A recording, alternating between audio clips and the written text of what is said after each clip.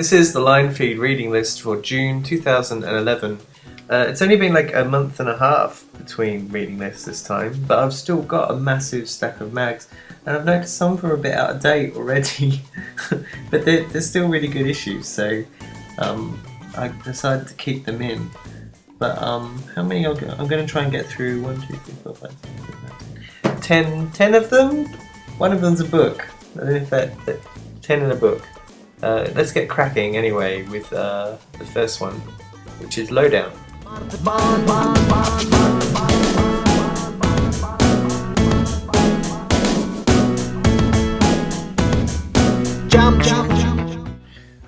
I waffled on loads about Lowdown last time because I was really excited about the design. They seem to have found their level a bit, and it feels more like a cohesive idea that's running through the issues now. This and the last issue, just really love them. They're really good. It's possibly due to art director Yushin Lin sort of finding their voice within the magazine, and it's a really interesting thing that's happening in design, particularly like young designers who do a lot of poster work and stuff like that. It's this mixture of sort of high and low sort of ideals of design, where you have a grid structure but you completely wreck it, and you use sort of fonts that aren't necessarily as well drawn as others, and it's really interesting sort of chopping and changing between traditional design ideas and sort of completely messing them around, which makes, I think, that injects accessibility into the design of the magazine. The fact that you have sort of all sorts of points of entry, if you like, visual sort of points for people to pick up on. Lowdown will always interest me because they sort of came from skate culture, and it's interesting just to see how that sort of morphed into sort of a more art-based idea of the world. It's really interesting. Yeah, that was really short, wasn't it? Much shorter than last time. Another magazine that I like to champion and I'm really excited about is Pinup. This issue I'm not so enthralled by. I just think the design. I mean, one of the things about Pinup is they use Arial for everything, and this time they've used Arial black in little writing. I just didn't feel like it grabbed me as much. And there's not as many crazy sort of print effects. I mean, there's a couple of pages that are just sort of orange and copper, which are nice. They've done a really interesting thing too, where they've got a group of designer makers together to produce some products for them, which I think is a really interesting development for Pinup too. It'd be nice to see what else they produce. You'll see later on there's sort of bedside tables, and one of them, there's actually a couple of designer bloggers in there. So there's a blogger who goes by the name, I don't know if it's Ro/Lou or how you say it, but they've got a fantastic blog which I'll put a link to on Linefeed. You'll see it in a sec. I'm going to mention too briefly, I was very lucky actually to be invited to help judge the D&AD magazine design awards this year, and yeah, I mean, I think what we ended up with was that they're strong magazines, but being a jury, you sort of couldn't have favourites. And Pinup was on the tables. I really championed it, but yeah, you just can't have favourites. Everyone has to agree, unfortunately.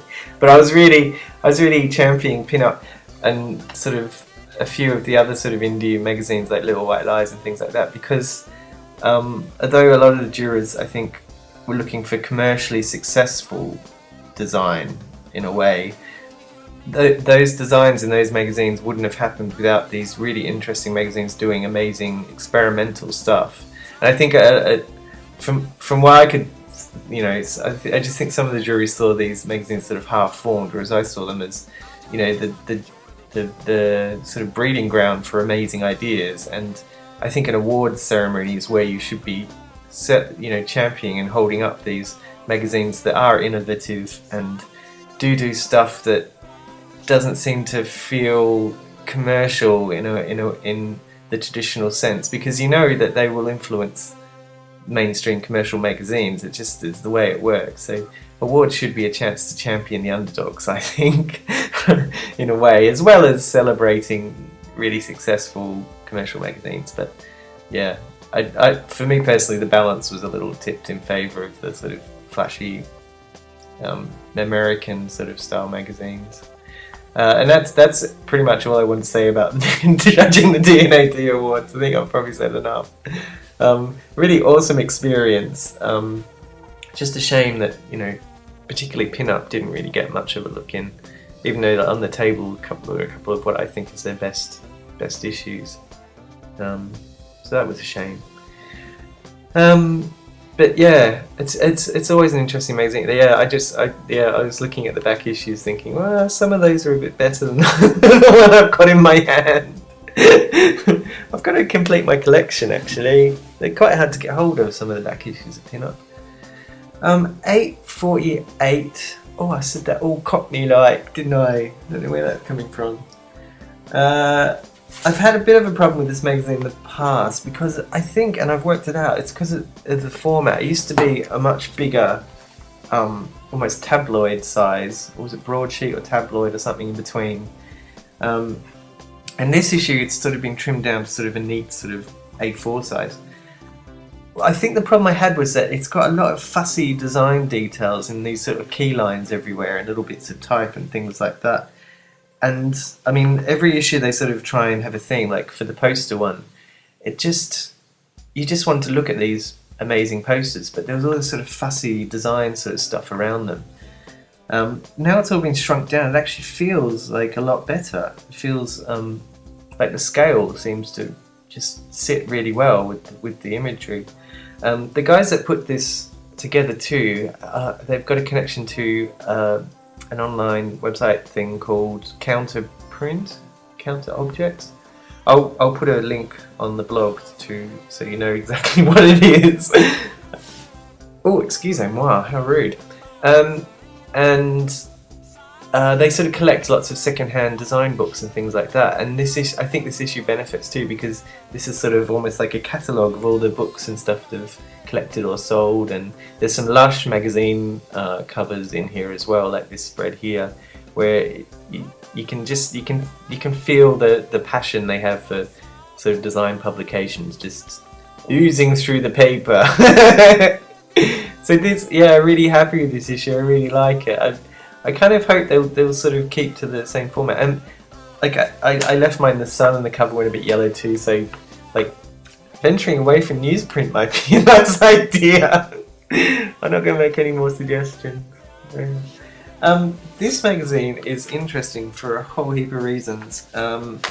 First one being that it's possibly the oldest design magazine in the world.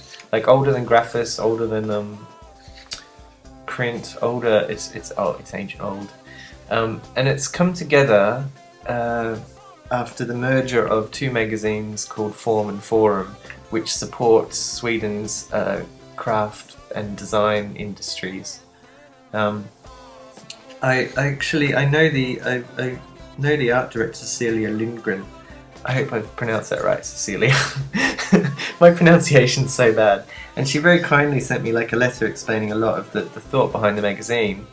And she's really worth checking out her portfolio too, because she's worked on another really ancient old magazine actually, the Architectural Review. She worked with Alexander Boxhill on redesigning that recently as well. So sort of, yeah, working on a lot of really ancient old design publications would be daunting, you'd think, but she seems to do it effortlessly.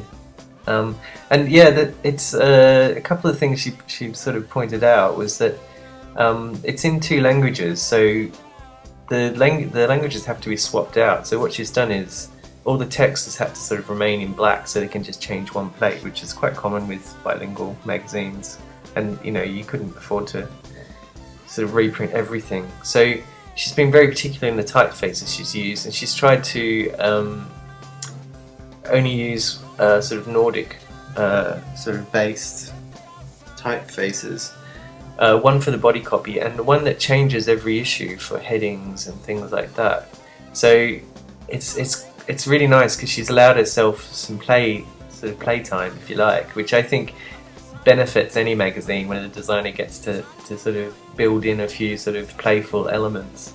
So yeah, so there's sort of a standard, very neat typographic grid for the whole magazine, and then like when it comes to headings and articles, there's a chance to go a bit crazy and do some really interesting stuff. It's really nice too. There's a sort of shape motif that runs through every issue as well. I haven't given myself nearly enough time to talk about it. It's a really interesting magazine. Because it's about design, you can pick apart the design, and there's all sorts of goodies to find in there. Moving on, we have a magazine.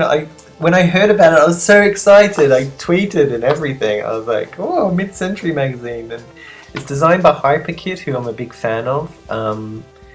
They've done magazine design for a magazine called Palladium, and they're very involved in the 20th Century Society in England. So they're very into like this subject matter. It's really up, like right, up their alley.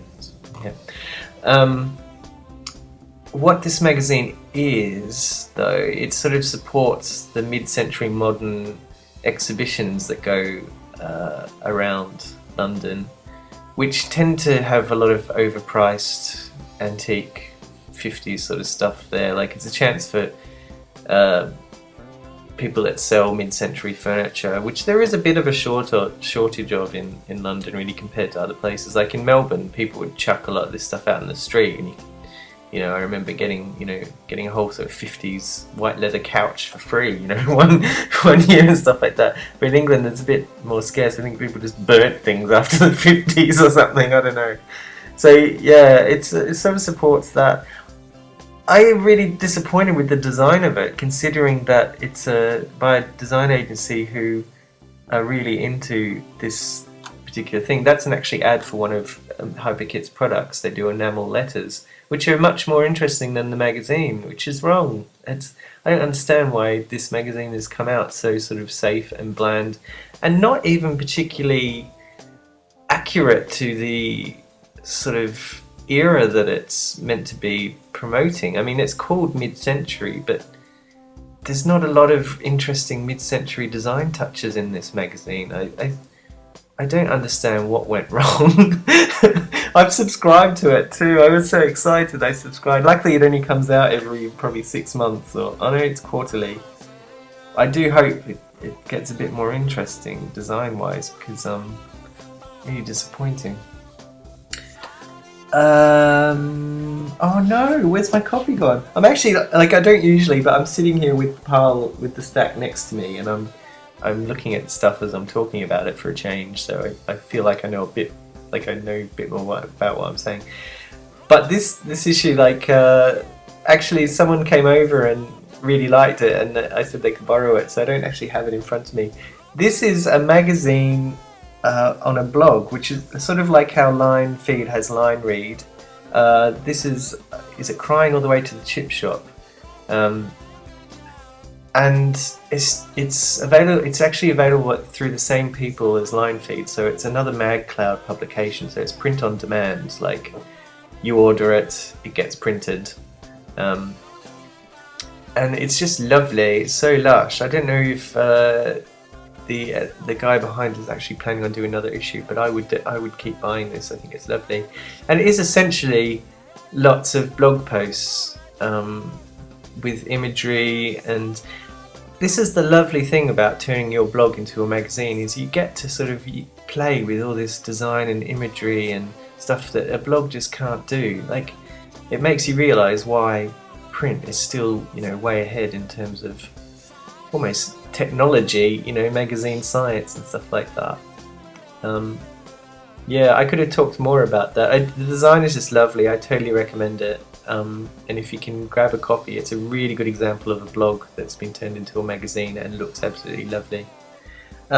This is a magazine that came with my Stack subscription a little while ago. I really like it. It's got quite a bit of attention from magazine fans, in that they use a lot of information graphics. I was a bit dubious about the idea of it at the start, though. It's a current affairs magazine, but it comes out every 3 months, though it's quarterly, and it's actually quite pricey. And I was sort of thinking, how on earth do you have a current affairs magazine that doesn't come out that often and is super expensive? But it's actually more of a sort of almanac. Oh, it's actually called an almanac. Oh, that's probably why I thought it's called an almanac. Yeah, it says that on the cover, almanac. Oh, I was doing so well.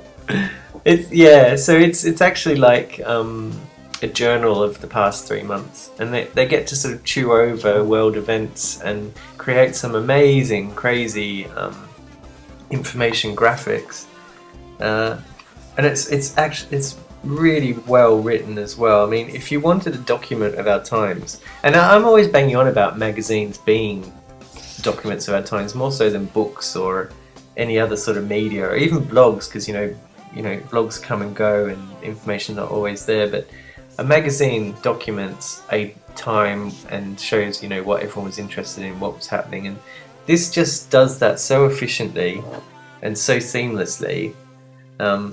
Everything's dated, which is really, it's just such a huge amount of attention to detail. It reminds me a bit of like, when people used to buy Encyclopedia Britannicas and you'd put them on your shelf just so you sort of you wouldn't have to know these things. You could just put them on the shelf and the encyclopedias would know it all for you. But this is sort of, you don't have to remember, world events, because it's all catalogued in delayed gratification. Oh, I had trouble saying that. So you can, you can sort of, what am I trying to say? You can, you don't have to have the burden of carrying around all these world events in your head. You can buy this, put it on your shelf, and if you ever want to remember anything that happened in the last 3 months, you can just open it up and go, oh yeah, the world was in trouble then, oh my god. Or, oh my god, there's like, that album sold then, and oh, that's what film was on, and yeah, it's really, really good stuff. And the design by art editor Christian Tate is just really spot on. Like, he crams a lot in. It's quite a lot of design work in there, but it doesn't feel overworked, which is a really good trick. What have we got next? Yeah, this is when I was saying things are a bit out of date, because there's a new issue of Clash out already, but actually I think I prefer this one. I think it's the gold foil. Somebody was making a joke, actually. This is such a geeky magazine joke. It was something about, just whack some gold foil on a black and white image and you've got a men's magazine, or I can't remember. It was a lot wittier, the comment that I saw. You have to be witty in 140 characters, though, really. Yeah, but it would have been nice to collect all the magazines that did gold foil with black and white copy, just because there's been a whole rash of them recently. Clash is one of these magazines that sort of is an echo of sort of the style magazines from the 80s and 90s, like The Face, and all those magazines that started out as music magazines but then sort of ended up having a bit of fashion and then having features and all that sort of stuff. And it's been a bit middling for a while. I imagine it does better outside of London in a way, but they've got a new designer in. Part of the reason I've got these in front of me is so I can look up people's actual names, because I want to start remembering these things. It's Rob Myers, and he's really pulled the magazine together and given it a real personality. Like, it's a real good example of what design can do for a magazine. Like, suddenly it's become a really cohesive whole, and just through the use of like, I think it's the same heading typeface throughout the whole magazine. Like, it doesn't change at all, and it's really rigorously designed rather than sloppily designed, which made me notice it. This is where magazine science can help sell your magazine. So it's really good to see them picking up the baton. I think I'm going to sneeze. I'm just going to pause. Hang on. Oh, that's better. Sorry about that. I have a book in front of me which has got a very long title, which you'd never get away with on a magazine cover. It's the Art Directors Handbook of Professional Magazine Design, Classic Techniques and Inspirational Approaches, 3rd edition. I was sent this and it's really good. What I found most fascinating though is it's produced by a guy called Horst Moser, who's an editorial designer, who last I heard of, I sort of looked him up, he had the largest magazine collection in the world. So part of the fascination with this book is just the fact that the man who's put this together has been able to draw on like this amazing resource that stretches, you know, years back. So you get to see like, and it actually goes up to quite recently as well. So it's a massive, huge sort of time scale that has been sort of exploited for this magazine. It's really good for this book, and it's sort of laid out like I mean, it's called a handbook because it sort of separates all these little bits of editorial design out for people. So I think it's mainly put together as a reference for jobbing editorial designers. Although I do wonder how useful it would be, just because if you're going to do that sort of thing, like a couple of spreads for some, you know, types of quotes sort of produced quite small on the page, I don't think it's going to be super helpful. I think this book, it might be intended for jobbing designers, but it's probably more exciting to magazine geeks like me who can see like this massive collection, and this is just sort of a little bit of it. I would have been happier if it was a book focused on the actual magazine collection rather than sort of trying to tell you sort of how things are done in a way. Well, it's not telling you, it's showing you, but it sort of breaks things down quite simplistically. It's still quite a fascinating book. I think the design was, you know, very structured and clean, but it still sort of overshadowed a lot of the content. I would have just loved to have seen endless magazine spreads, essentially. So it's really interesting, worth picking up. Yeah, see, I think it would depend on how useful, you know, different people find it useful for different reasons. This is totally exciting. I've been trying to get a hold of one of these for ages, and no one will give me one. I even spoke to the guys that publish it, and I've worked out why. It's because it's actually quite elaborate. This is they said it was a magazine. It's a hardbound book format though. But this was produced for Google. This is their quarterly publication that they send out to pretty much anyone they really want to impress. And it is really impressive. I can see why no one wanted to give me a copy now. It comes in a hard case. The cover is personalised with the person's name for whom the issue is for. This one doesn't have my name on it, unfortunately, because I borrowed it from somebody else. Thank you very much, Harry. But yeah, you can see like the opening. There's just been so much care and attention and sort of interesting design stuff done. I think the opening page looks like a 5-colour process to me, like the end papers, if you like. Then inside you get sort of all sorts of lovely little hints. You know, there's a bit of you know, metallic ink used, and it's really gorgeous, amazing paper. The paper is just beautiful, and you can see the illustration budget, which has just been phenomenal. Which is good because the guys that produce this are the same guys that produce Little White Lies magazine, which they've actually got an exhibition on in London of movie posters from the 70s, and it gives you a really good idea of the sort of pool of illustration talent that these guys can draw on. It is pretty much any top illustrators, you know, throughout the world. They just have such respect for what the Church of London produce, particularly through Little White Lies magazine. So that, I mean, yeah, there's no reason why this shouldn't be the most amazing publication. It is pretty darn exciting.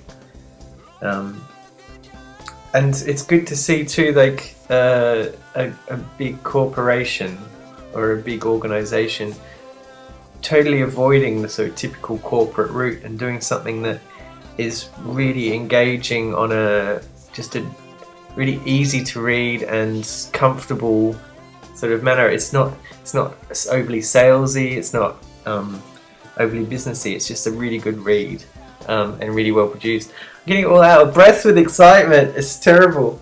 I want to point out a couple of the quite crazy things in here. Oh yeah, they've talking about illustrate. Oh, there's a pop-up at the back, which is just amazing. There's illustrations by Jeff McFetridge too, who you don't see a lot of, and it's sort of you realise this. You know, part of the benefit of being Church of London is get, you know, you can get Jeff McFetridge to work on a Google thing for you, and then you can get him to do, you know, cover for Little White Lies or Huck or something like that. So yeah, I mean, I don't know how easy it's going to be to get other copies of this, or if they are actually producing this on a regular basis, but I'm going to do my darndest to show them off to you when I can. Unfortunately, I didn't get to keep this one. I have to give it back to someone. But yeah, really excited, and I hope you know that was exciting for you too. It's just started pelting down outside, so if you hear any weird noises in the background, that's rain. This is summer in England. Yay. If you want to check out more videos, visit our blog at linefeed.me. Just whack linefeed.me in your browser and away you go. You can also find us on Twitter and Tumblr and Vimeo and Facebook, but not Flickr. Don't know why. Just haven't done that. Flickr's a bit awkward to set up, really.